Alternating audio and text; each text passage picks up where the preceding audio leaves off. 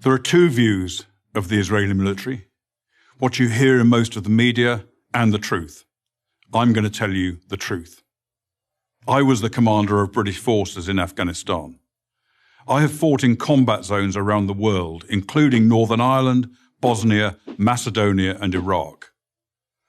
I was also present throughout the conflict in Gaza in 2014. Based on my experience and on my observations, the Israel Defense Force, the IDF, does more to safeguard the rights of civilians in a combat zone than any other army in the history of warfare. Why is this so? Firstly, Israel is a decent country with Western values run on democratic principles. Israel has no more interest in war than Belgium does. In fact, Israel has never started a war.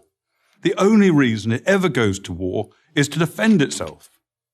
And it has to defend itself because, unlike Belgium, it is surrounded by countries and armed groups that want to destroy it. Secondly, Judaism, with its unsurpassed moral standards, remains a major influence on the citizens of Israel. I say this as a non-Jew. Thirdly, the army is composed overwhelmingly of citizen soldiers. Israel's a small country with a small professional army. To fight a war, it depends on its conscripts and its reservists. These are ordinary citizens, from professors to plumbers, called upon to defend their homes. They don't want to be fighting, and they don't want to harm others. Nowhere was the essential morality and decency of the IDF more evident than in the Gaza war of 2014. If ever there was a purely defensive war, this was it. The war was started by Hamas, the terror organization, designated as such by the US State Department that runs the Gaza Strip. In the first 6 months of 2014, Hamas launched hundreds of rockets at Israeli civilians.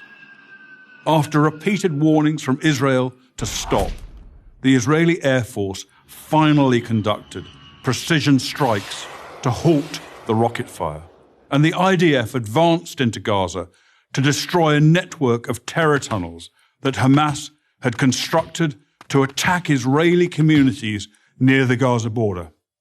The IDF took extraordinary measures to give Gaza civilians notice of targeted areas, dropping millions of leaflets, broadcasting radio messages, sending texts, and making tens of thousands of phone calls. Let me repeat that. The Israelis called Gazans on their cell phones and told them to leave their residences and move to safety. Never in the history of warfare has an army phoned its enemy and told them where they're going to drop their bombs.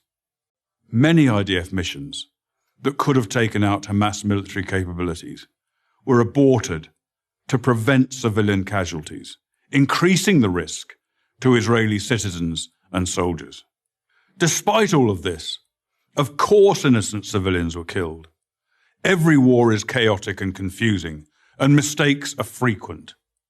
But mistakes are not war crimes.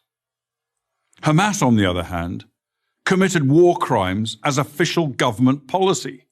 Hamas deliberately positioned its military assets among the civilian population, hiding weapons in schools and hospitals, and placing rocket launchers alongside apartment buildings, then forced those civilians to stay in areas they knew would be attacked.